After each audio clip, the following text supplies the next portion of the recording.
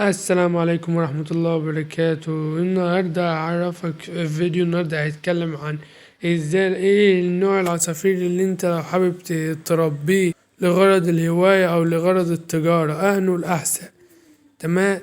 لو انت لسه مبتدئ في العصافير، تمام، وما عندكش خبرة في العصافير، يبقى تجيب استرالي او بادجي.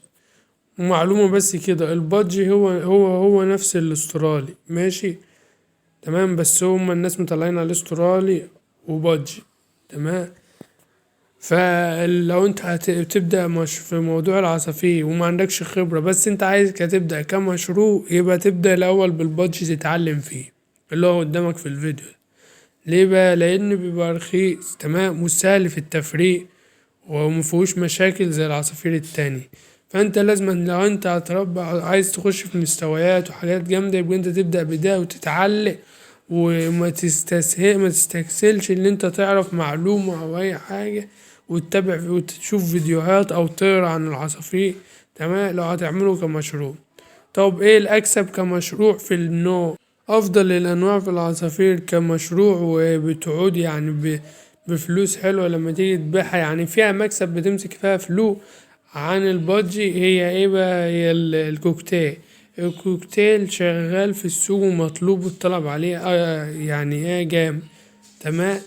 لكن في التفريغ الكوكتيل بيبقى اصعب من البادجي، فانت لو ما عندكش خبرة فلازم تبدأ الاول بالاسترالي او البادجي عشان تتعلم فيه وتخش في الكوكتيل، وتبدأ تقدر تعمل مستويات في الكوكتيل وتشتغل في الكوكتيل، لأن تفريغ الكوكتيل صعب.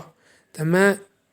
لكن مش صعب لو انت اتعلمت في البادجي، لكن لو اتعلمت انت الأول في العصافير البادجي ودخلت في الكوكتيل، تمام، كده يبقى انت خدت الخطوة التانية بسرعة، مش هتغير.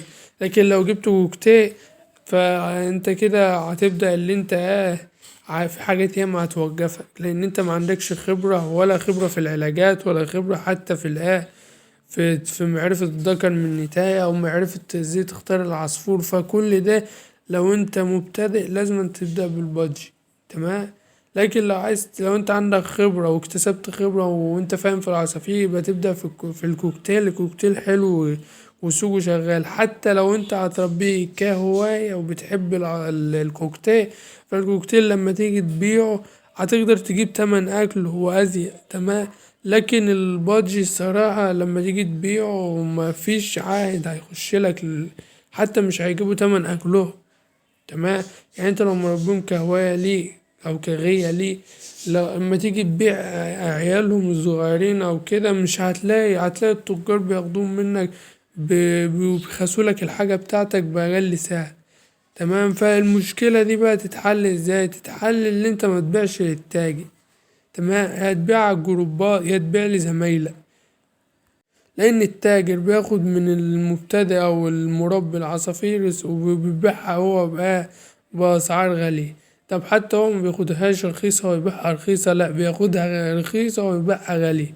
وطبعا ده ظلم للمربين، لأن هو التاجر بيفضل فاتح محله وقاعد مش حاسس بالمربي أو الغاوي بيعمل ايه، لأن انت بتبقى طالع عينك في تربية العصافير ونظافة وعلاجات، والعصفور ده كبر والعصفور ده مكبرش، وشغال على اخرك في العصفور عشان تطلع عصفور وتقدر تبيعه عشان تجيب اكل، حتى لو مربيه كغية، يعني حتى عشان تجيب اكل حتى العصافير الباقية اللي عندك. تمام. لكن التاجر ما بيحسش بكده، التاجر انه واخد منك ويبخس لك الحاجة بتاعتك اللي انت تعبان فيها، ويبيع هو بقى بالسعر اللي هو عايزه. وده طبعا ظلم، وربنا محرم كده. بس هنقوله ربنا قايل في القرآن: ولا تبخسوا الناس أشياءهم. طبعا والتاجر بيبخس حاجة المربي لما بيجي يشتري، وانت بتبقى تعبان في الحاجة، فحاجة ظلم الصراحة. حتى أسعار الأكل رفعت الأيام دي، فأسعار الأكل بتاعت العصافير. فأنت هتعمل ايه في الأيام دي في الأكل بتاع العصافير؟ حاول عشان تعدي المرحلة دي، حاول تخف من عندك العصافير. يعني انت لو بتربي 6 جواز، حاول تخليهم 4 أو 3، عشان تقدر توكل اللي عندك ده لو انت عاملهم كغية. تمام. لكن لو عاملهم كتجارة واللي انت تبيع ويعود عليك بكسبان. فده تبدأ بقى بالكوكتيل والحاجات العالية، تمام، لأن البادجي مش هيعود عليك بفلوس. في البادجي مستويات عالية طبعا، بس انت لما تيجي تسوقها مش التاجر مش هو اللي هياخد منك المستويات دي. التاجر عايز يجوز عصافير بادجي أو كوكتيل وخلاص، تمام. لكن المستويات العالية دي بتتباع لواحد غاوي، تمام، للمربيين على الجروبات أو لأصحابك أو لأصدقائك، تقدر تسوق المستويات. لأن اللي هيشتري منك المستويات اللي هو حابب العصافير أو المستويات، لكن التاجر عايز أي حاجة عشان يبيعها، تمام، لكن ما تفرقش معاه مستويات أو غير مستويات. وطبعا بياخد منك العصفور رخيص زي ما أنا قلتلك. فأنت لو هتبدأ في البادجي حتى لو هتبدأ عايز تخش في الكوكتيل كغية طيب أو كهواية ليك، برضو لازم تتعلم في البادجي الأول، لأن الكوكتيل طبعا تفريغه غير البادجي. فالبادجي سهل في التفريغ بتاعه، تمام، غير الكوكتيل أو الفشر. يعني الفشر والكوكتيل دول صعبين في التفريغ بتاعه، بس دولت اللي ماسكين السوق وتقدر تبيع وتمسك فيهم فلوس. لكن البادجي فيه يعني ما بقللش من البادجي فيه مستويات عالية، والمستويات العالية دي مش هتنفع تتباع لتاجر، هتتباع لمربي، تمام. فانت لو انت داخل الموضوع لغواية العصافير، تمام، كتجارة او ككده، فانا عرفتك كده تعرف ازاي اللي انت تبدأ الخطوة بتاعتك من غير ما تخسر. لان انت لو بدأت الخطوة دي اللي انت تتعلم الاول قبل ما تبدأ في الحاجة الغالية، فده احسن لك، تمام.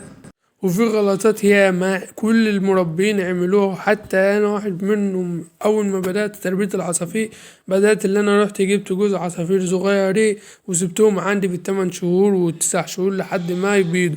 فانا بقول لك ما تعملش كده. ان عايز تشتري عصافير اشتري جوز بالبيض بتاعهم او بالزغاليل بتاعتهم. لكن لو اشتريت زغاليل او لسه شباب هيفضلوا عندك ويفضلوا ياكلوا. طب ما هو بتمن الاكل اللي انت هتوكله لهم طول الشهور دي، ما تجيب جوز شغال يجيبولك زغاليل وتاخد الزغاليل لو هتخليها او تبيعها، تمام، وانت كده استفدت ووكلت ببلاش. لكن اللي انت تجيب زغاليل وتسيبها لحد ما تكبر وتاكل، فانت كده بتصرف وهتقول لي في الايام دي عادي اصرف فلوس. لما الايام دي مفيش الحكايه دي، الايام دي الاكل بتاع العصافير غلي. فانت حتى لو انت يعني بتعاني من المشكلة دي، تمام، حاول ان انت تبيع على الجروبات او الاصدقاء بتوعك، ما تبيعش للتاجر. لان زي ما انا قلت لك التاجر هياخد منك بارخص الاسعار، حتى مش هيراعي حتى تعبك. بس كده، متنساش تتابعني، اكيد هفيدك. سلام.